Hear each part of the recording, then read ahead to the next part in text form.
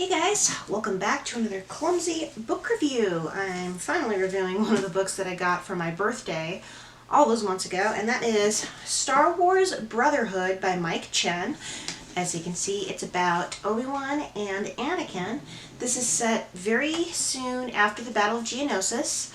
Anakin, along with a few others, has just been promoted to Jedi Knight, and Obi-Wan has just been put on the Jedi Council.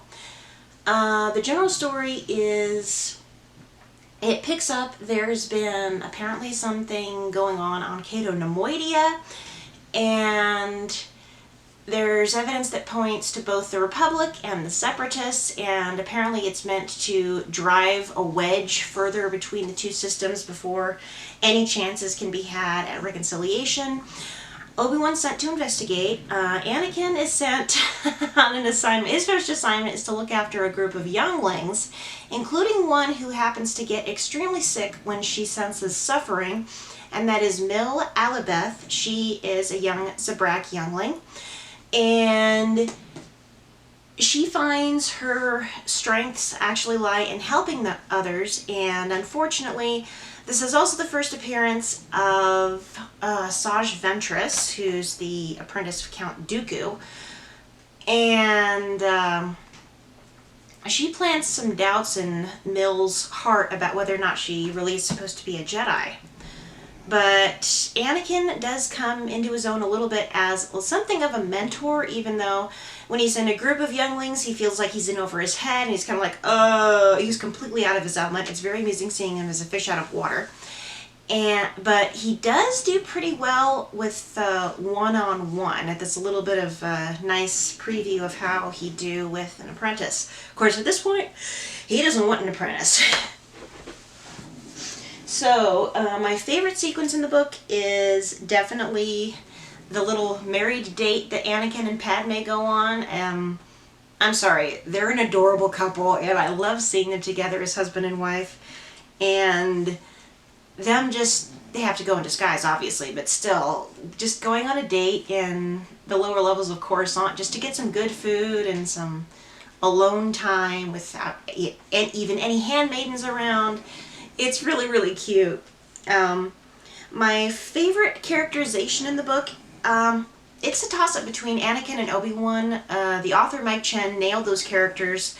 He writes them perfectly. He's got Obi-Wan's doubts still lingering in the back of his mind. After losing Qui-Gon, it's like he never really quite gets over that. And he's like, am I doing this right? Basically his go-to phrase is sort of, what would Qui-Gon do? And Anakin's brash nature, he's also not quite adapted to his mechanical arm yet, and his impulsiveness, but also learning to slow down maybe just a touch when he's got someone else to look after. It's really nice seeing a little bit of character development for both of them. My favorite new character is definitely Mil Alibeth, the young Zabrak.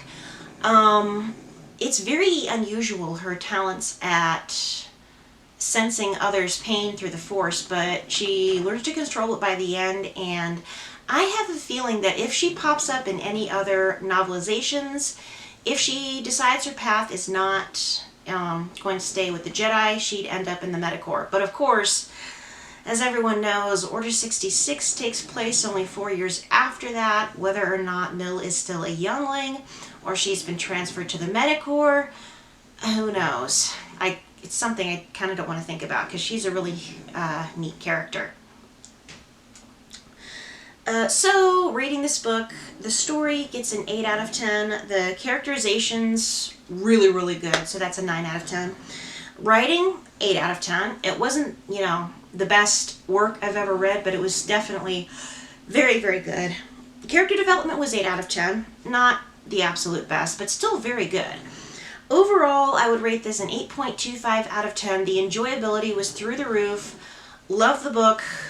Would definitely recommend if you like Anakin or Obi-Wan, or the little bit of banter that goes on between them, the dynamics between former master and apprentice, or them just as, close friends. That novel's got it. And another nice thing is it has minimal language and nothing let's just say nothing risque. It's very PG rated as compared to some of the other recent Star Wars novels I've read. So that's been another book review by the Clumsy Jedi. Thank you so much for watching. If you want to see more family-friendly, ideally family-friendly Star Wars content, go ahead and click that little subscription button down below. Don't forget to check out the links in the subscription box, like or dislike. Either way, just engage, drop a comment. Let's keep those algorithms going. Question of the day.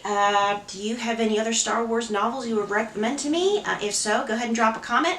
And this may well be my last video before the annual New Year's Eve Livestream. Yeah, we're having it again, starting at 10 p.m. Mountain Standard Time. I've dropped notifications for that on the community page on my YouTube channel, on my Facebook page, and of course I'll be announcing it on Twitter very shortly. So until that point, this is the Clumsy Jedi signing off, and may the Force be with you.